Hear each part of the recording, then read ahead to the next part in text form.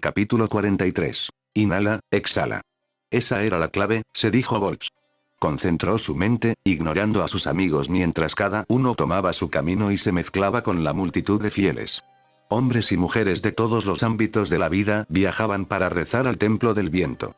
Bolt vio a comerciantes y granjeros, pescadores de la costa y albañiles del interior. La grava crujía bajo sus botas, un par de pieles de lagarto viejas y desgastadas que había robado de la granja que habían asaltado. Cuanto más se acercaba a las puertas del patio, más claramente podía ver los rostros de los monjes. 2 en las puertas, otros 2 en las paredes. Todavía podía oír el zumbido cadencioso del interior.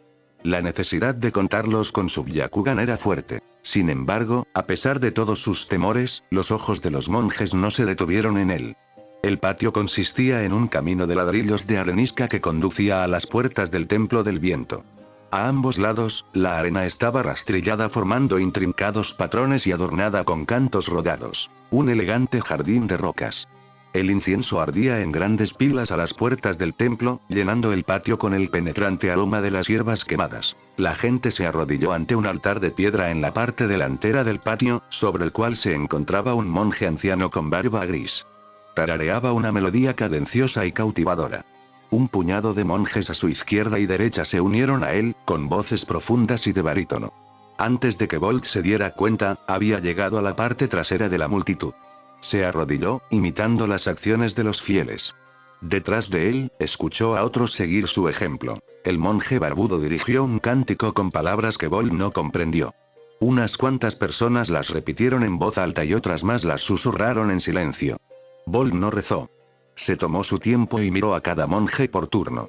Mientras sus ojos recorrían la multitud, notó la ubicación de sus aliados. Tetsu estaba arrodillado entre una multitud de hombres corpulentos y de pecho ancho. Granjeros, mineros y herreros, pensó Volks. Incluso entre ellos, parecía una cabeza más alto que el hombre más grande. Ikari tenía el ceño fruncido mientras se arrodillaba entre un grupo de mujeres con una piedad visible y extasiada.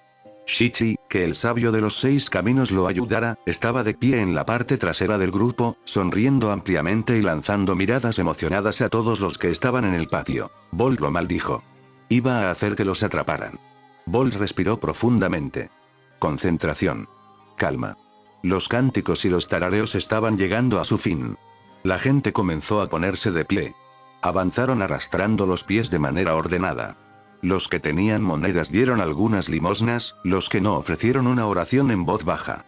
Luego comenzaron a retroceder por donde habían venido, regresando a sus hogares, donde quiera que estuvieran. Bolt se quedó allí. Paseó distraídamente por los jardines de rocas, intentando encontrar un significado en sus dibujos. No vio ninguno. Cuando la multitud de fieles finalmente disminuyó, armó valor y se acercó al altar de piedra que había en la parte delantera del patio. Podía sentir los ojos de los monjes sobre él, juzgándolo. Obligó a su cuerpo a relajarse, a caminar como lo haría un plebeyo, sin los pasos silenciosos, el equilibrio perfecto, la tensión. Como si no fuera un asesino entrenado. Se paró frente al abad y levantó la cabeza. Su corazón dejó de latir. El abad lo miró con ojos muy abiertos, ojos que delataban que lo había reconocido. Bolt maldijo y sintió que un peso se posaba sobre sus hombros. Tendría que matar a ese hombre. Entonces, tan rápido como llegó, el reconocimiento desapareció. Bolt esperó a que el otro pie cayera, a que el abad atacara, a que él les hiciera una señal a los demás para que atacaran. La orden nunca llegó. ¿En qué puedo servirte, hijo mío?, preguntó el abad. Bolt tuvo que recordarse a sí mismo que debía respirar. ¿Se lo había imaginado? Sus nervios lo habían hecho actuar rápido y pensar lento. Casi había asesinado al viejo monje debido a un delirio. Deseo convertirme en monje, señor, dijo Bolt, sin saber cómo abordar el tema. ¿Lo sabes ahora?, murmuró el abad. Bolt no estaba seguro de si era una pregunta o si el anciano estaba pensando en voz alta. En cambio, se limitó a asentir. ¿Cómo te llamas? Nagato Takahashi, mintió Bolt suavemente. El abad asintió. ¿Qué habilidades aportas a la hermandad? Mi padre era posadero, señor. Yo le ayudaba con los libros, mintió Bolt, una vez más, permitiendo que su relato fluyera sin problemas. Si le pedían ayuda con las finanzas del templo, podría realizar la tarea fácilmente. Años de trabajo como mercenario lo habían preparado para la tarea mejor que toda una vida de trabajo en una posada. Se podía engañar a un posadero para que le quitara su ri, pero solo los muy tontos engañaban a un mercenario. El abad intercambió una mirada con otros dos monjes de aspecto anciano. ¿Y por qué deseas unirte al templo del viento? Bolt respiró hondo, sintiendo que se le agarrotaban los abdominales y que el corazón le latía con fuerza. Me he cansado del negocio familiar, señor. Busco algo más en mi vida, un significado mayor, respondió, apelando a la sensibilidad religiosa del monje. Para eso se creó la religión, ¿no? Para dar significado donde no lo había. Como recompensa, el abad sonrió y saludó con la cabeza a sus dos compañeros. Muy bien, dijo. Soy Benkei, abad del Templo del Viento. Bolt tuvo que reprimir el impulso de darse la vuelta cuando oyó pasos que se acercaban por detrás. 8, no, 10 personas. Cuando el grupo estuvo lo suficientemente cerca como para que una persona normal hubiera podido sentirlos, solo entonces se dio la vuelta. Ikari, Tetsu y Shichi estaban allí, junto con un monje que caminaba junto a cada uno de ellos. Bien. Habían tenido éxito en sus tareas. Junto a ellos se encontraban otros dos aspirantes, así como los monjes con los que habían hablado. Eso también era bueno. Arrojaría menos dudas sobre los cuatro si no fueran los únicos nuevos reclutas. Parece que tenemos muchos hermanos y hermanas nuevos, se rió Benkei. Ven por aquí. Los monjes los condujeron hacia las puertas del Templo del Viento. Bolt no se atrevió a mirar a sus compañeros por miedo a alertar a los monjes de su artimaña. Las puertas, imponentes monolitos de arenisca, se abrieron con el chirrido de piedra contra piedra. El corazón de Bolt latía más rápido a medida que se acercaba al Templo del Viento. Una vez dentro, no hubo forma de detenerlos. El Templo del Viento era diferente de lo que Bolt había pensado que sería. Era anticuado. Había antorchas iluminando los pasillos y no había visto ni un solo dispositivo moderno que indicara que el templo tenía electricidad. Era extraño, considerando que las principales aldeas ninja eran uno de los pocos lugares donde se podía permitir la tecnología. Había una marcada humildad en el templo. Monjes vestidos con túnicas blancas ribeteadas de un agradable color verde caminaban por los pasillos, dirigiendo a su grupo miradas especulativas. Una o dos veces, vio a monjes más jóvenes corriendo por los pasillos con palos atados a los hombros, dos grandes cubos de agua chapoteando en cada extremo. Tampoco había agua corriente, entonces. El abad condujo al grupo hasta unas puertas de madera que se alzaban a 10 o 20 pies sobre Bolts. Debían pesar varios cientos de libras, pero el monje las apartó como si no pesaran más que una pluma. La humildad del templo se olvidó cuando Bolt puso los ojos en el santuario interior del templo. La habitación en la que se encontraban tenía un techo tan alto que la luz de las antorchas no podía iluminarlo, sostenido por pilares de piedra. Bolt sabía que incluso si el templo tuviera iluminación moderna, los techos abovedados se habrían extendido hacia el cielo. Bancos de madera desgastada se alineaban a ambos lados de un camino que conducía a un altar en la parte delantera de la habitación. El camino era una piedra de un color más claro que sus alrededores, desgastada por siglos de caminata. El altar era una cosa humilde, un simple trozo de hermosa piedra blanca que yacía de lado. El humo se elevaba hacia la oscuridad desde el incienso. Y, sobre todo, sobre el altar se alzaba un mural de tal belleza y destreza que hasta Bolt tuvo que admirarlo. Era una pintura de quien supuso que era el sabio de los 6 caminos. Un hombre de piel blanca como la nieve y un cabello gris deslumbrante. Sus rasgos estaban en sombras, salvo por 2 ojos de un morado ondulado. 2 cuernos brotaban de su cráneo. En su mano derecha sostenía una llama de fuego azul y en la izquierda, una de color carmesí. El abad se aclaró la garganta y Bolt sintió que un rubor le quemaba las orejas mientras corría hacia adelante para alcanzar al grupo que lo había dejado atrás. Sus acciones le valieron una sonrisa paternal del abad y sonrisas irónicas de los otros monjes. Su grupo estaba de pie frente al mural del sabio de los 6 caminos y Bolt se sintió inquieto e inseguro de sí mismo. El abad se volvió hacia ellos, sonriendo. Hizo un gesto para que se acercara un monje más joven, pero aún mayor. Este es el monje mayor Kazuhiro, dijo. Él es responsable de la iniciación de todos los nuevos reclutas y los ayudará a unirse a nuestras filas. Kazuhiro les hizo una leve reverencia. El abad y los demás monjes se alejaron a grandes zancadas, adentrándose en el templo, sin duda para cumplir con sus obligaciones, fueran las que fuesen. Bienvenidos, hermanos y hermanas, los saludó. Debo admitir que este es el grupo de iniciados más grande que he visto en muchos años. Sí, pensó Bolt, porque solo 2 de los 6 están aquí para unirse a ustedes. Sé que la transición puede ser difícil para ustedes, continuó Kazuhiro, con un tono comprensivo. Yo mismo me uní cuando era un niño de 12 años. Dejé a mi familia para unirme a la hermandad, e imagino que algunos de ustedes han hecho lo mismo. Aquí, todos somos familia. Pueden dirigirse entre sí como hermano o hermana, si lo desean, o ser llamados por el nombre que elijan. Aquí, cada uno de nosotros tiene un deber. Las habilidades que tenías en la vida antes de unirte a nosotros influirán en tus deberes. Te colocarán en grupos ya establecidos donde ayudarás a tus hermanos y hermanas en sus tareas. Nos despertamos a las 5 para la oración de la mañana. Se te da una hora, de 8 a 9, para tu comida de la mañana. De 9 a mediodía, te ocuparás de las tareas que se te han asignado. Se te dan 2 horas, de mediodía a 2, para una comida de la tarde y un breve descanso. De 2 a 5, recibirás instrucción marcial, repitió Kazuhiro. Bolt estaba empezando a temer su infiltración. Ah, sí, el monje hizo una pausa. ¿Hay entre vosotros alguno que sepa usar chakra? Bolt sintió que el corazón le palpitaba con fuerza en el pecho. Se obligó a contener el poder que resonaba en sus venas. Aunque todos los Iga, excepto otro, no se darían cuenta de la verdad sobre sus habilidades y las de sus compañeros, el riesgo seguía siendo grande. Sacudió la cabeza, al igual que todos los demás. Muy bien. Te pondremos a prueba para comprobar tu aptitud durante la primera sesión, no temas, dijo el monje, antes de enderezarse y reanudar su discurso. De 5 a 7, leerás las escrituras de las enseñanzas del sabio de los 6 caminos. Se te concede una hora, de 7 a 8, para la cena. De 8 a 11, repasarás las lecciones del día y te prepararás para tus deberes del día siguiente, terminó Kazuhiro. Bolt ya odiaba al hombre. La vida de monje no era la que quería vivir. Tenían apenas 6 horas de sueño y un día lleno de dificultades. Ni siquiera su entrenamiento en la academia había sido tan duro. ¿Alguna pregunta? Preguntó Kazuhiro con una sonrisa. Nadie dijo nada. Bien, dijo, asintiendo con la cabeza. Por aquí, por favor, y os conduciré a vuestras habitaciones, donde recibiréis vuestras túnicas. El templo del viento era más grande de lo que Bolt había pensado.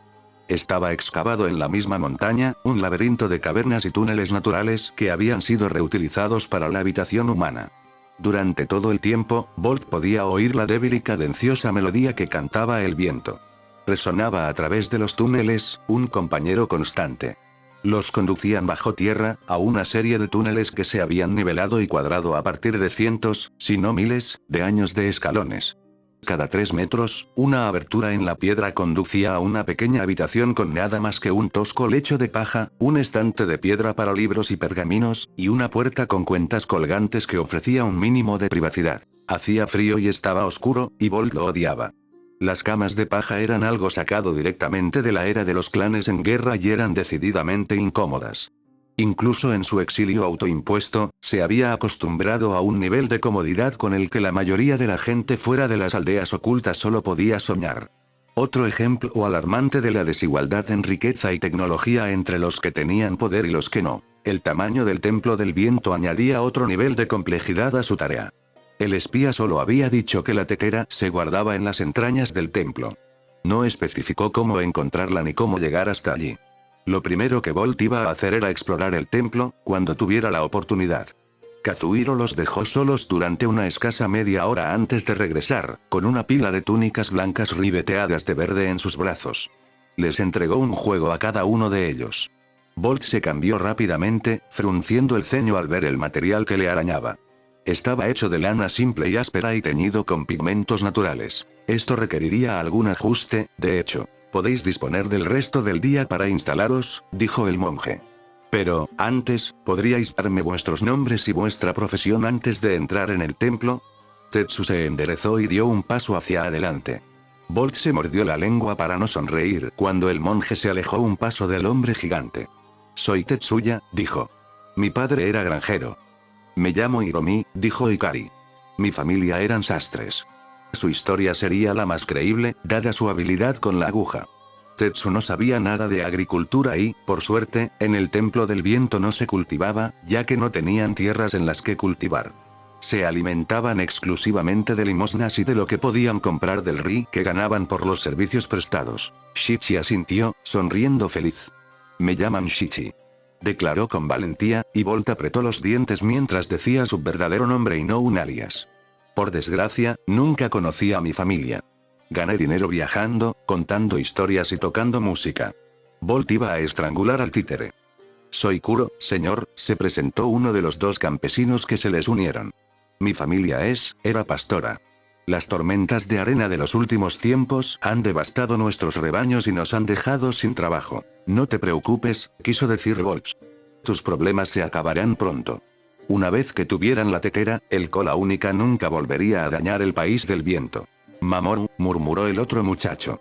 No tengo familia ni oficio. Un huérfano, entonces. Bolt sintió una punzada de compasión por el niño. Nagato, mintió suavemente. Mi familia es dueña de una posada. Ayudé con los libros. Dejando de lado las presentaciones, Kazuhiro asintió, aparentemente memorizándolas, y huyó de nuevo al templo. Bolt intercambió una mirada pícara con sus compañeros, más palabras dichas en una sola mirada de las que la mayoría de la gente podría pronunciar con sus labios. Esperamos, dijeron. Gánate la confianza de los monjes, aprende sus costumbres, encuentra sus debilidades. Bolt yacía en su cama esa noche, frío e inquieto, y maldiciendo no solo por sitiar el templo y tomar la tetera por la fuerza. La mañana llegó demasiado temprano. Bolt se despertó, apenas unas horas después de haberse quedado dormido, por un aullido impío del viento que resonó por los túneles y sacudió la piedra bajo sus pies. Por un momento, temió que el de una cola se hubiera enterado de su plan y hubiera venido a ponerle fin. Luego, el aullido se desvaneció. Un momento después, un monje abrió las cuentas colgantes que servían de puerta y miró hacia el interior. Buenos días, hermano, dijo el monje, sonriendo agradablemente. Es hora de la oración matutina. Bolt se quejó. Todavía se sentía cansado y dolorido, ya que el desierto nunca permitía descansar lo suficiente. Se puso de pie, vestido con su túnica, frunciendo el ceño una vez más al ver la tela, antes de entrar en los túneles poco iluminados. Los demás estaban igualmente despiertos y vestidos, con el ceño fruncido o miradas frías, siguiendo al monje que los había despertado. Los llevaron arriba, a la antecámara principal del templo, donde el mural del sabio de los 6 caminos se alzaba sobre ellos. Los monjes ya estaban tarareando en oración, leyendo viejos libros encuadernados en cuero y encendiendo incienso. Bolt descubrió, afortunadamente, que el aroma de las hierbas quemadas le quitaba el sueño. El monje que lo había despertado, Bolt olvidó el nombre del hombre, perdido en sus pensamientos durante el paseo, los condujo hasta la parte delantera de la habitación y se arrodilló ante el altar de piedra blanca. Bolt miró hacia abajo y vio que la piedra desgastada estaba aún más desgastada en varios lugares. 2 puntos, separados aproximadamente por un hombro. Las rodillas de alguien. Marcas desgastadas en la piedra por innumerables oraciones ofrecidas. Bolt se arrodilló, alineando sus propias rodillas con las marcas de la piedra. Miró a su izquierda y a su derecha, preguntándose qué hacer. Ikari se arrodilló a su derecha, mientras que uno de los otros iniciados, el huérfano, Bolt también olvidó su nombre, se arrodilló a su izquierda. Vio a un puñado de monjes más jóvenes arrodillados y rezando, con las manos unidas con las palmas planas y los dedos hacia arriba. Repitió el gesto, inclinó la cabeza y cerró los ojos. Se sentía vulnerable. Más que eso, se sentía tonto. ¿Qué se suponía que debía hacer? En realidad nunca había rezado, ni siquiera de verdad, antes. Sentía que era una pérdida de tiempo quedarse sentado y contemplar la oscuridad tras sus párpados. Entonces la fría y dura realidad se impuso. La oración matutina duró desde las 5 hasta las 8, cuando desayunaron. 3 horas enteras de rodillas ante un mural de un hombre que pudo haber existido o no, pidiendo lo que no podía lograr por sí solo. Si eres real, si me estás escuchando, hazme un favor. Dale una visión a la abad y haz que reduzca la duración de esta tortura, rezó Bolt. Como esperaba, su plegaria no dio resultado. Se detuvo poco después. En cambio, dejó que su mente divagara. Había otras cosas más importantes en las que podía reflexionar. Cómo manifestar la técnica secreta de su clan, las cadenas de sellado adamantinas. Cómo recrear el sello de fuerza de 100 de Mito Uzumaki para Ikari. Cómo, exactamente, iba a sellar al cola única en la tetera de Bunpuku. Cómo iba a encontrar tiempo para escabullirse de los ojos vigilantes de los monjes y buscar en el templo dicho artefacto. Cuando Bolt pensaba que la oración de la mañana era un momento para planificar y crear planes, no le parecía tan malo. El zumbido de los monjes comenzó a disminuir y Bolt dejó escapar un suspiro entrecortado al oír que las túnicas se movían mientras los monjes salían de la habitación. Le dolían mucho las rodillas y esperaba que una comida caliente lo hiciera sentir mejor. No fue así. Les sirvieron un pequeño cuenco de gachas de arroz. Ni siquiera estaba muy caliente cuando llegó el cuenco. No les llenaba en absoluto y sabía insípido, como agua en forma de comida. La breve hora que les dieron se pasó rápidamente haciendo cola. Entonces, antes de que terminara de mover el arroz con sus palillos, se le acercó un monje mayor. Era alto y desgarbado, con un aire de estudioso, con unas gafas grandes y redondas. Nagato, ¿correcto? Bolt asintió lentamente con la cabeza. Bien, dijo el monje. Ven conmigo. Bolt lo siguió hasta el interior del templo. Soy Hideo, se presentó el monje. Mi deber es ocuparme de la gestión de los contratos que firman nuestros hermanos y hermanas. ¿Qué contrato ha firmado quién? ¿Cuánto ri ganan para el templo y quién paga ese ri? Dijiste que ayudaste a tu familia a gestionar las finanzas de la posada, ¿correcto? Sí, señor, mintió Bolt obedientemente. Hideo asintió con la cabeza. Excelente, dijo. No hemos tenido un iniciado con un ápice de números en la cabeza desde hace años. Tu ayuda será inestimable. Bolt sintió que ya había cometido un error. Cuando lo llevaron a una gran sala con escritorios alineados en las paredes y montañas de papeles, libros y pergaminos que se elevaban hacia el cielo, supo que había cometido un error. En la sala había otras 3 personas sentadas, hojeando furiosamente hojas de pergamino y pasando páginas de libros.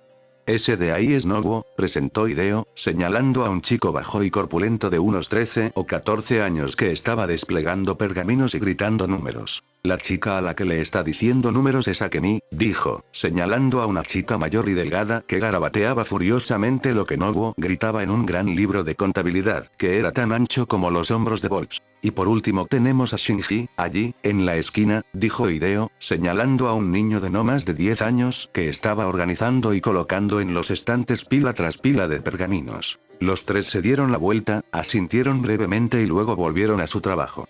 Bolt suspiró, se sentó en un escritorio vacío y comenzó a revisar la montaña de papeles que tenía ante sí.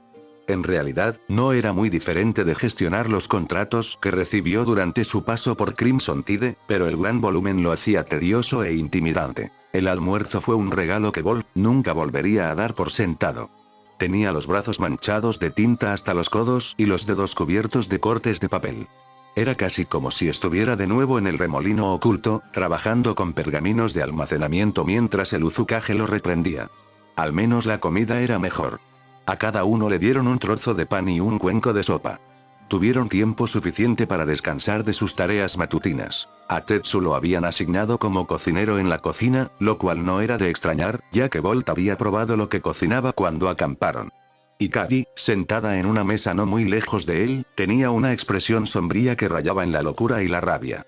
Shichi comía en la mesa a su derecha, con un brazo llevándose sopa a la boca y con el otro hojeando las páginas de un libro. Terminó demasiado pronto. Los iniciados, así como algunos de los monjes más jóvenes, fueron conducidos fuera del templo y al patio.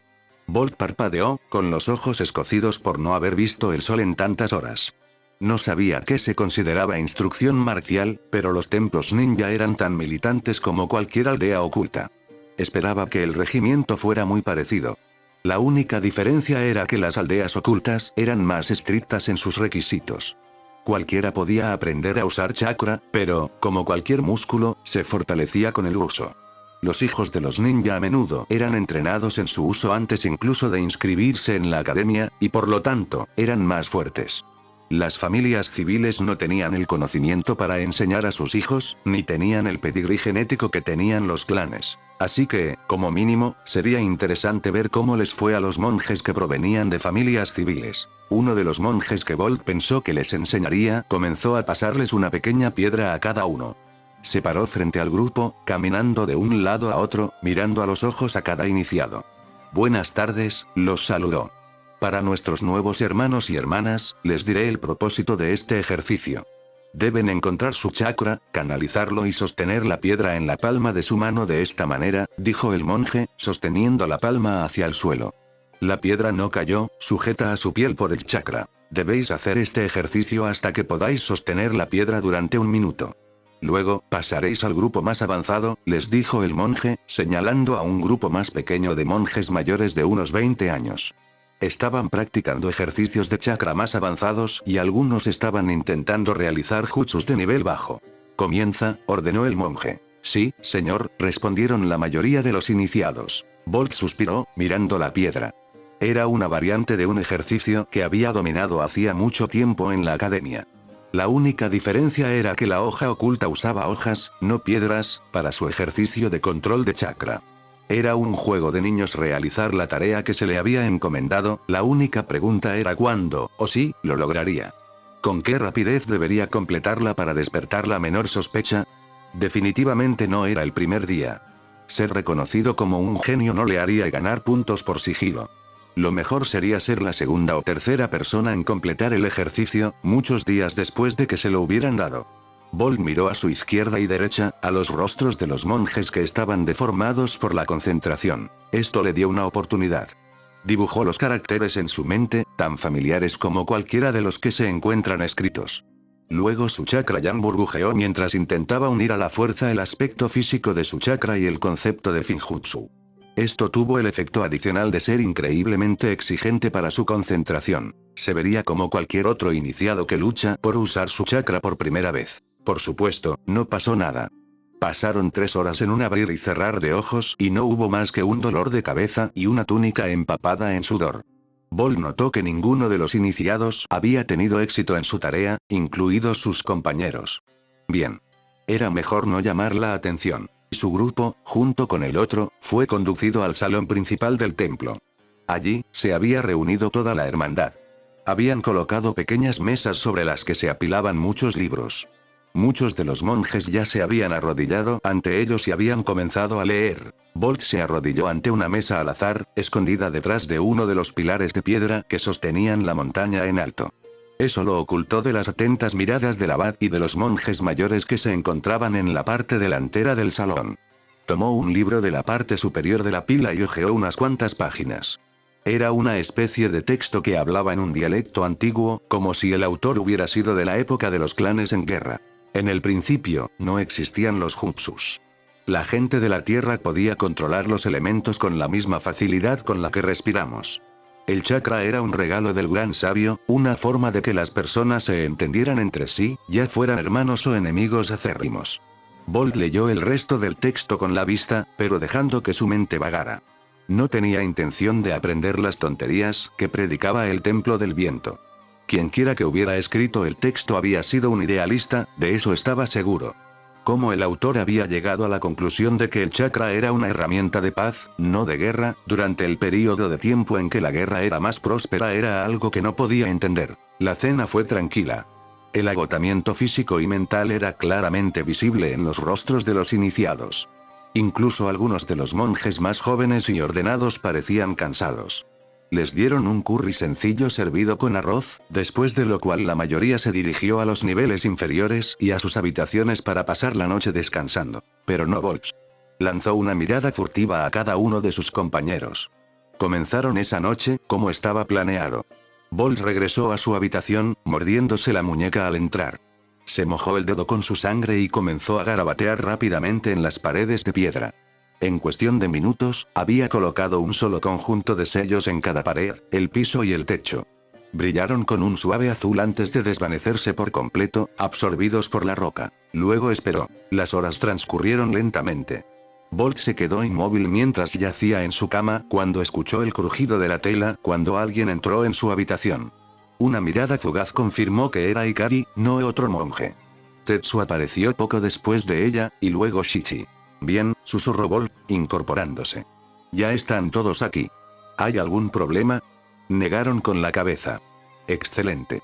He colocado sellos en mi habitación que enmascararán nuestras firmas de chakra y engañarán a los oídos y ojos curiosos para que no escuchen ni vean nada fuera de lo normal. Este es el único lugar en el templo en el que podemos hablar libremente sin peligro. Bajo ninguna circunstancia debemos acercarnos unos a otros como algo más que iniciados fuera de estas 4 paredes, dijo Bolt. Mientras hablaba, sus ojos se desvanecieron de azul a blanco. Bolt miró hacia abajo, mordiéndose el labio mientras la familiar sensación de vértigo lo asaltaba cada vez que usaba su jutsu bajo tierra. Un rápido vistazo reveló lo que ya sospechaba. La tetera está bien escondida. Mi Byakugan no puede encontrarla ni ninguna cámara en la que pueda estar escondida. Deben tener un jutsu o sello que la oculte, les informó. Shichi se quedó inmóvil, con la espalda erguida de forma poco natural y los rasgos relajados. Sí, dijo, pero su voz era la de Tsuchigumo, infantil y aflautada. Oculto. Profundo. Solo monjes mayores, dijo el titiritero con voz entrecortada. La rotación de guardia entre los monjes mayores sugiere. Todos se quedaron quietos cuando una mano abrió las cuentas que hacían las veces de puerta de la habitación de Bolts. Un monje entró, su rostro delataba claramente que había oído lo que habían estado diciendo. Tenía los ojos muy abiertos y los labios entreabiertos. Bolt maldijo su falta de previsión. Sí, no estaban excusados por la noche después de la cena. Se esperaba que estudiaran por su cuenta. Tenía sentido que un monje los revisara antes de que se apagaran las luces. Su chakra burbujeó, listo para desatar una andanada de golpes de puño suave que matarían a cualquier hombre. Antes de que pudiera siquiera moverse, Shichi, o, mejor dicho, Tsuchigumo, atacó con una sola mano. De las puntas de sus dedos, 5 hilos de luz azul blanquecina salieron disparados hacia adelante y se hundieron en el cuello del hombre.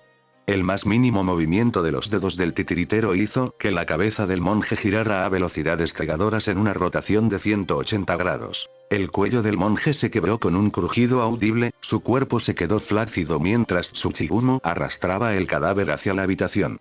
Bolt presionó un dedo sobre el sello en su brazo, que afortunadamente había pasado desapercibido, y sacó un pergamino envuelto en una cinta negra.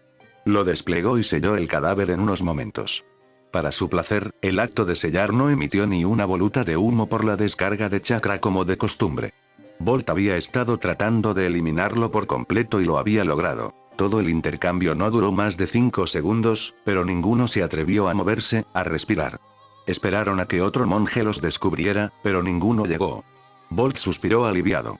La rotación de guardia entre los monjes superiores sugiere que no hay menos de 4 en la actualidad en cualquier momento, informó Tsuchigumo. ¿Pero tu espía no sabe exactamente dónde se guarda la tetera?, preguntó Bolt. Tsuchigumo negó con la cabeza. No, dijo. Solo que está abajo. Bolt asintió. Elijan a un monje de alto rango y síganlo. Si alguna vez desaparece por un período prolongado de tiempo, podemos asumir que es uno de los guardias. Nos turnaremos para vigilar los túneles inferiores todas las noches y esperamos verlos entrar o salir de la entrada donde se guarda la tetera. Si no surge nada de la investigación en 2 semanas, nos reuniremos e intentaremos algo diferente. Si hay una emergencia, vengan a mi habitación a medianoche, dijo. Los 4 asintieron con la cabeza. Deberíamos regresar a nuestras habitaciones, dijo Ikari. Sería sospechoso que nos notaran desaparecidos la noche en que murió un monje. Bolt observó cómo los 3 se adentraban sigilosamente en los oscuros túneles. Debían tener cuidado para no despertar sospechas por la muerte del monje.